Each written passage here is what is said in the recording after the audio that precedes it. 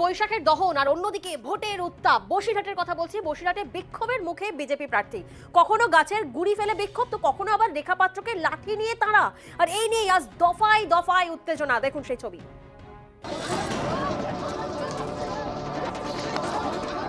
কখনো তৃণমূল বিজেপি মারামারি,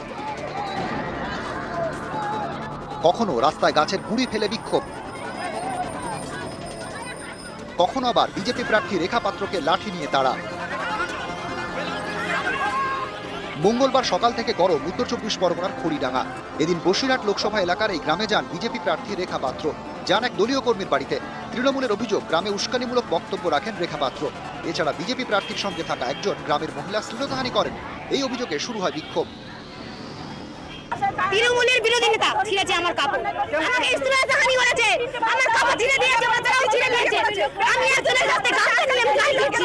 সম্পূর্ণভাবে আমরা রেখা পাত্রকে বোঝাতে চেয়েছিলাম, উনি সেখানে শান্তিপূর্ণভাবে বদলে উনি এখানে অশান্তি ঘটিয়ে গেছে। ওনারই একজন হারমাত সঙ্গে এনেছিলেন বাইরে, আমরা অচেনা অজানা, উনি আমাদেরকে অশ্লীলভাবে ধাক্কাধুক্কি দিয়ে কাপড় বেলাও সব ছিঁড়ে দিয়েছেন। এটা ওনারাই সৃষ্টি করেছেন, বিজেপির তরফে যারা এসেছিল ওরাই সৃষ্টি করেছেন। এটা পরিকল্পনা মাফিক করে এটা করেছে। আমরা এক্ষুনি আমরা রেখা পাত্রকে প্রতিকার করতে হবে। কেন উনি এসে এই ধরনের ঝামেলা বাকিয়ে দিয়েছেন? আমরা সঠিক বিচার চাই। প্রথমে বিক্ষোভ, তারপরে তৃণমূল বিজেপি দুপক্ষের মারামারি।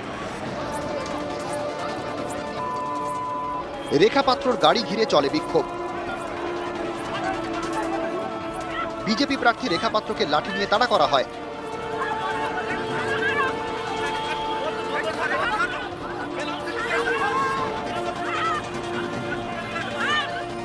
রেখা পাত্রর গাড়ি আটকাতে গাছের গুড়ি ফেলে রাস্তা বন্ধ করে দেওয়া হয়।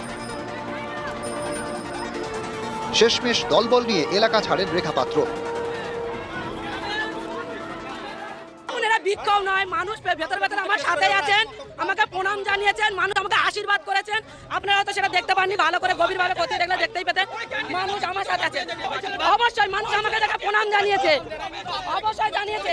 তুমি এখন ছোট বাচ্চা বাবা, মা বোনের সম্মানের মূল্য দিতে পারবে না, মা বোনের সম্মানের মূল্য জানেন না।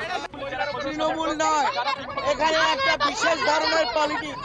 সাধারণ গ্রামের মানুষকে, সহজ সরল শরণার্থীদের দুভাগ করে দিয়ে ভোট পলিটিক্স করছে। একটি মেয়েকে অসম্মান করলো, অটোমেটিক্যালি মহিলাদের সম্মানের ব্যাপার, ওকে দেখে ক্ষোভে ভেঙে পড়লে দুভাগ হয়ে গেল। এলাকা ছেড়ে পাল্টা পথে নামে বিজেপি। মাটিয়া থানার সামনে তারা বিক্ষোভ দেখায়। টাকি রোড অবরোধ করেও বিক্ষোভ দেখানো হয়। রাস্তায় টায়ার জ্বালিয়ে চলে বিজেপির বিক্ষোভ। থানায় গিয়ে 7 জনের বিরুদ্ধে অভিযোগও দায়ের করেছে বিজেপি। সমস্ত রকম গুরুত্বপূর্ণ শিক্ষণীয় খবরাখবর সবার আগে জানতে অবশ্যই আমাদের চ্যানেলটিকে সাবস্ক্রাইব করে রাখুন।